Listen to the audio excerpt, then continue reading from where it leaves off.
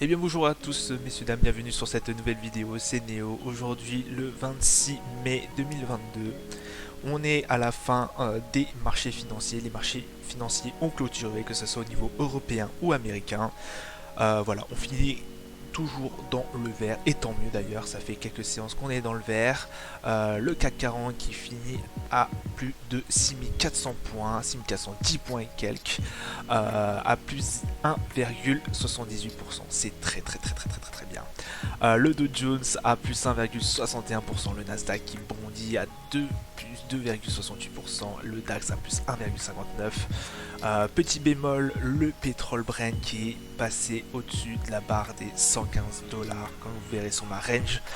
Il a cassé la range par le haut, il est à 117,48 dollars. Le 10 ans US qui est à 2,76. Donc voilà, hein, comme vous pouvez le voir, la bourse de Paris, du coup, qui poursuit son ascension, qui a dépassé la cape des 6400 points. Ça fait du bien, ça fait du bien. Donc, à quoi est dû notamment cette belle remontée, hein. Par rapport à ce que je vous ai dit dans ma dernière vidéo, notamment la Fed qui exclut totalement le fait de rehausser ses taux de 75 points de base, que à 50 points de base. Tant mieux d'ailleurs. Tant mieux d'ailleurs, et qui souhaite aussi combattre l'inflation, mais pas faire rentrer l'économie américaine dans un stade de récession. Ce qui a l'air assez compliqué, hein, parce qu'on va bien évidemment voir les chiffres de l'inflation qui vont tomber dans les prochains mois, prochaines semaines. Euh, voilà ce que vont dire les chiffres, et puis je pense que la Fed devra ajuster son tir plus ou moins. Ça, ce n'est juste que mon avis. On a aussi la Chine, hein. La Chine, le Premier ministre Li Keqiang, je suis désolé, je ne connais pas trop comment il s'appelle, voilà, je ne sais pas comment dire son nom. Si j'ai écorché son nom, dites-le moi. Donc qui lui dit que bien évidemment il y a eu des problèmes avec la politique Covid-0, mais qu'il espère en gros que la Chine retrouve son économie. Je vais vous retrouver le truc. Li Keqiang a déploré des progrès insatisfaisants dans le retour du travail. Certaines provinces déclarant un taux de reprise de seulement 30%. Il y a aussi le fait que, selon les promos, les autorités chinoises feront en sorte que l'économie soit en croissance au deuxième trimestre.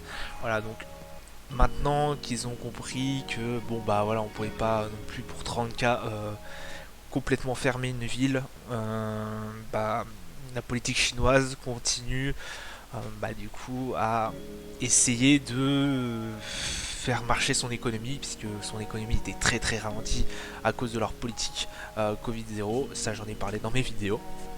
Donc n'hésitez pas à les regarder si vous comprenez pas ce que je vous raconte. Et puis voilà.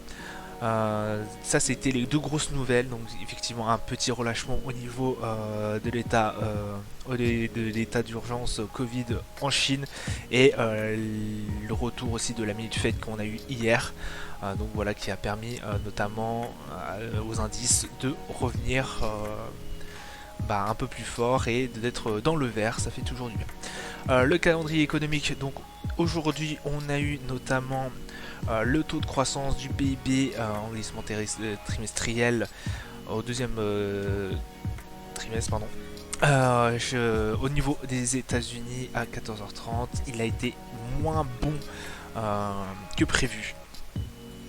Mais voilà, hein, ça n'a pas énormément impacté les indices, mine de rien, parce que vous avez vu qu'on a fait à peu près 2,70% au niveau du Nasdaq. Il y a eu aussi notamment les demandes de chômage moyenne, certains autres indicateurs. Et puis voilà, hein, ça a été pas si mal que ça. Touk. Au niveau aujourd'hui, donc le 27,05, on a les dépenses personnelles mensuelles et les revenus personnels mensuels qui vont être intéressants à regarder au 14h30 au niveau des marchés US.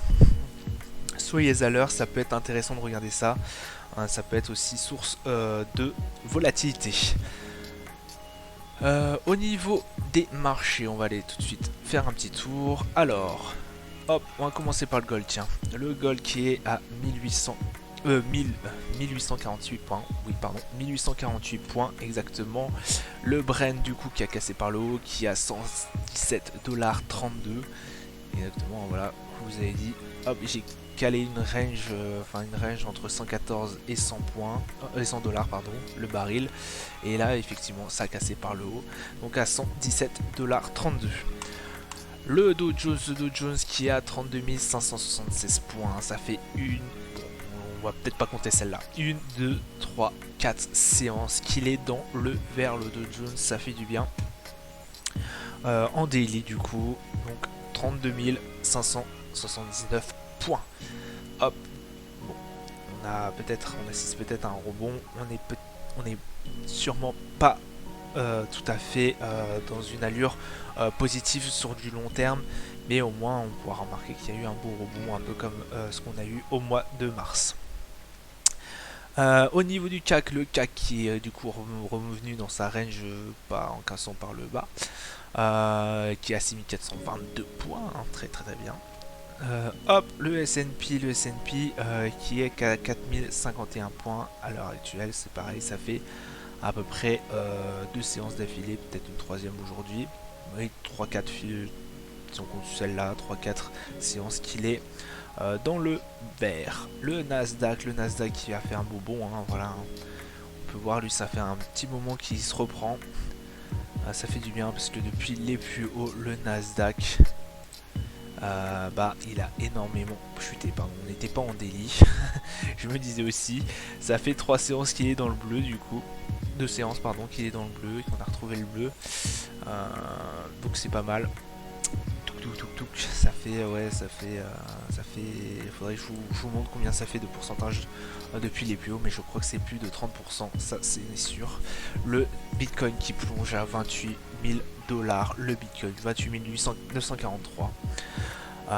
Faire très attention sur les crypto-monnaies. Il y a notamment Christine Lagarde, je vous ai fait une débrief là-dessus sur Hebdo Crypto, Christine Lagarde qui n'apprécie guère les crypto-monnaies, donc n'hésitez pas à regarder ce que je dis là-dessus. Et l'euro USD qui est toujours sur le cap des 1,07 $. Très très bien ça aussi. Parfait, donc voilà.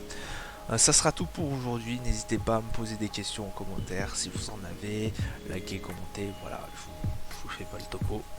Ça sera tout pour moi aujourd'hui, n'oubliez pas aussi que c'était une journée fériée au niveau, donc très peu de volume échangé, sur le CAC 40 notamment.